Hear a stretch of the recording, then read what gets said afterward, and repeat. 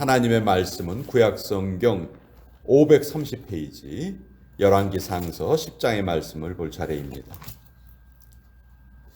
열왕기상 10장 1절에서 3절까지 그리고 8절의 말씀 그리고 26절에서 29절까지의 말씀 이렇게 세 부분을 우리가 보도록 하겠습니다.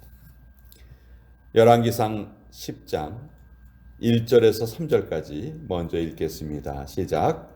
스바의 여왕이 여호와의 이름으로 말미암은 솔로몬의 명성을 듣고 와서 어려운 문제로 그를 시험하고자 하여 예루살렘에 이르니 수행하는 자가 심히 많고 향품과 심히 많은 금과 보석을 낙타에 실었더라. 그가 솔로몬에게 나아와 자기 마음에 있는 것을 다 말하며 솔로몬이 그가 묻는 말에 다 대답하였으니 왕이 알지 못하여 대답하지 못한 것이 하나도 없었더라. 8절의 말씀 읽겠습니다. 시작. 복되도다 당신의 사람들이요 복되도다 당신의 이 신하들이요 항상 당신 앞에 서서 당신의 지혜를 들음이로다. 26절에서 29절까지의 말씀 같이 읽겠습니다. 시작. 솔로몬이 병거와 마병을 모으매 병거가 1400대요 마병이 12,000명이라 병거성에도 두고 예루살렘 왕에게도 두었으며 왕이 예루살렘에서 은을 돌같이 흔하게 하고 백향목을 평지에 뽕나무같이 많게 하였더라. 솔로몬의 말들은 애굽에서 들여왔으니 왕의 상인들이 값주고 산 것이며 애굽에서 들여온 병거는 한 대에 은 600세겔이요 말은 한 필에 150세겔이라. 이와 같이 햇사람의 모든 왕과 아람 왕들에게 그것들을 되팔기도 하였더라. 하나님의 말씀입니다. 아멘. 자, 오늘 열왕기상서 10장은 이제 솔로몬에게 스바의 여왕이 찾아오는 그 내용이 적혀 있습니다. 역대기서에도 똑같은 내용이 적혀 있죠. 그런데 이제 솔로몬이 조금씩 그 초심을 잃어가는 모습도 오늘 본문에 나타나 보입니다. 자, 스바의 여왕, 이 스바가 어디냐? 오늘날도 논란이 있죠. 예수님은 이 스바의 여왕을 마태복음의 기록에 보면 남방 여왕이다 이렇게 부르셨어요. 그러니까 이스라엘의 남쪽에 있다는 겁니다. 그래서 역사가들은 두 나라 중에 한 나라다 이렇게 말하죠. 예멘이란 나라 혹은 이디오피아 둘 중에 하나다. 그런데 이디오피아라는 그 말에 더 많은 좀 찬성하는 사람들이 더 많은 것 같아요. 나중에 신약 성경에 사도행전에 보면 아주 재미있는 이야기가 하나 적혀 있는데 빌립이라는 초대교회 집사님을 성령께서 이제 복음 전도자로 들어서 사용하세요. 빌립이 사마리아 지역을 이렇게 복음화 시켰습니다. 그곳에 가서 복음을 전했는데 또 성령께서 그를 갑자기 저 남쪽으로 데리고 가셨어요. 거기에서 누구를 만나냐 하면 에디오피아 여왕 간다게의 국고를 맡은 네시 한 사람이 예루살렘에 왔다가 이제 에디오피아로 돌아가는 길에 그냥 가는 것이 아니고 이사야서를 읽고 가죠. 이사야서 성경을 읽고 가는데 거기에 보면 고난받은 종의 모습이 적혀 있어요. 근데 그것을 읽어도 무슨 뜻인지 잘 깨닫지를 못한 거죠.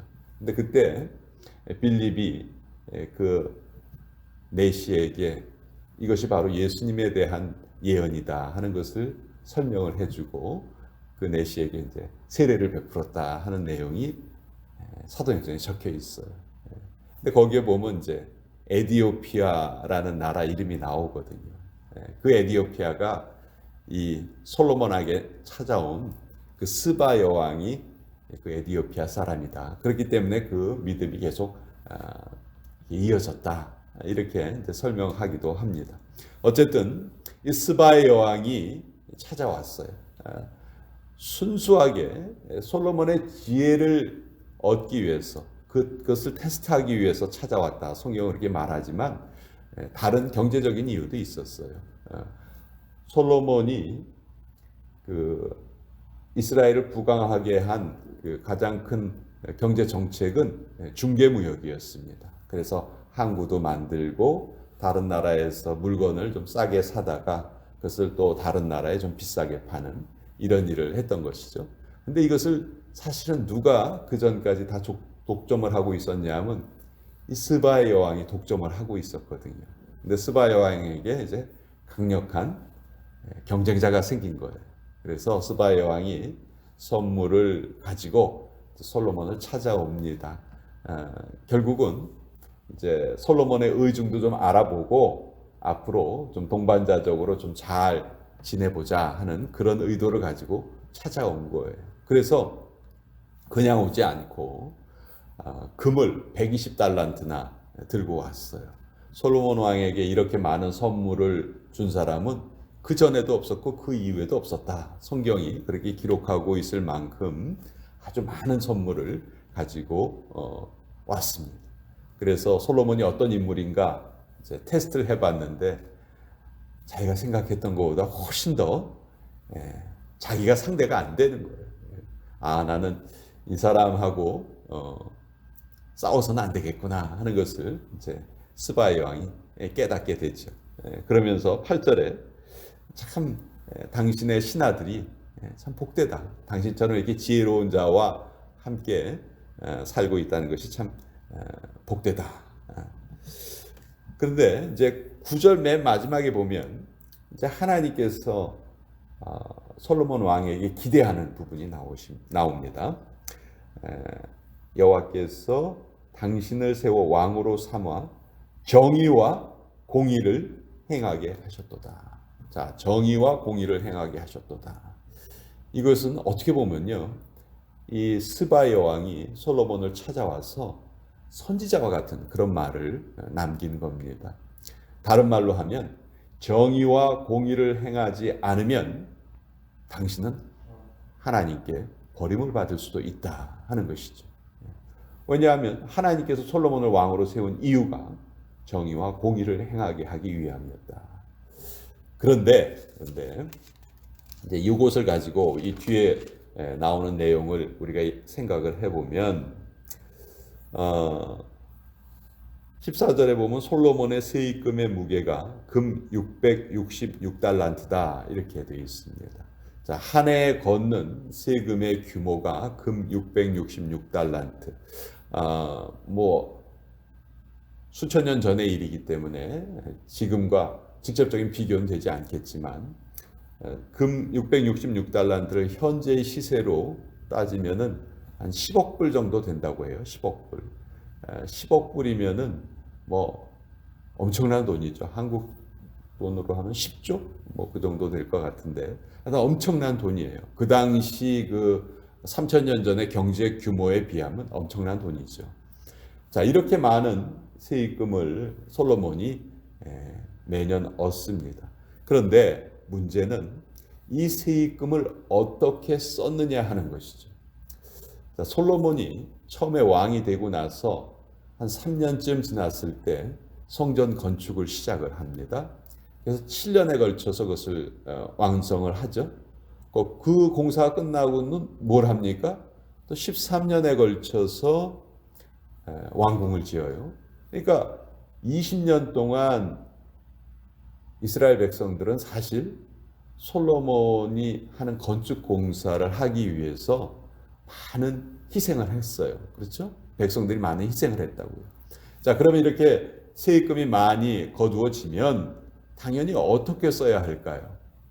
백성들을 위해서 써야 되는 것이 맞다. 이렇게 우리가 생각할 수 있는데 오늘 우리가 읽은 열왕기 10장에 이제 솔로몬이 이 돈을 어떻게 썼는가가 이렇게 쭉 기록이 되어 있어요. 그런데 어떻게 썼느냐? 첫째, 금으로 방패를 만듭니다. 그런 금방패 하나만 있으면 아마 사는데 지장이 없을 거예요. 그런 금방패를 여러 개를 만들고 또 그 자기 왕궁에 계단을 만드는데 뭐 상아로 이렇게 막 장식을 하고 또 오늘 우리 읽은 부분에 보면 26절서부터는 병거와 마병을 많이 모읍니다. 그것도 외국에서 사와요. 비싼 돈을 주고. 그러니까 결국은 솔로몬이 이렇게 많은 수입이 있었지만 그 수입을 정의와 공의를 위해서 쓰지는 못했다 하는 것이죠. 사실 하나님께서 왕이 될 자는 세 가지를 하지 말라 하셨어요. 첫째는 아내를 많이 두지 말아라. 둘째는 돈을 많이 모으지 말아라. 셋째는 말을 많이 가지지 말아라. 말은 이제 군사력을 상징하는 것이죠. 그러니까 왕이 하지 말아야 할 일을 하나님께서 이렇게 알려주셨는데 어떤 면에서 보면 솔로몬은 하나님이 하지 말라는 일만 했다는 것이죠. 이제 11장에 보면은 솔로몬이 수많은 그 정략 결혼을 하는 내용이 또 등장을 합니다. 그러니까 결국 이런 모습, 솔로몬이 처음 하나님께 받은 그 지혜로운 그 왕의 모습을 조금씩 잃어가는 모습이 열왕기상 10장에 적혀 있다는 것이죠. 가장 큰 이유는 솔로몬이 자기가 받은 은혜를 흘려보내지 않았다는 거예요. 그것을 다른 사람을 위해서 계속 사용하고 우리 은혜의 통로가 되어야 된다. 우리 성도들에게 그런 말을 많이 하는데 우리가 받은 은혜를 다른 사람에게 흘려보내는, 우리가 가지고 있는 것이 아니고 그것을 흘려보내는 역할을 할 때 하나님이 우리의 삶을 기뻐하신다. 그런데 결국 솔로몬은 바로 이 일에 실패했다. 우리도 마찬가지입니다. 우리가 모든 것이 풍성해질 때 우리의 삶은 당연히 그것을 나누고 베풀고 더하는 일에 사용을 해야 하는데 그렇게 되지 않는 경우가 많죠. 그렇다면 하나님이 우리에게 풍요함을 허락해 주신 것을 아마 후회하시게 될 것입니다.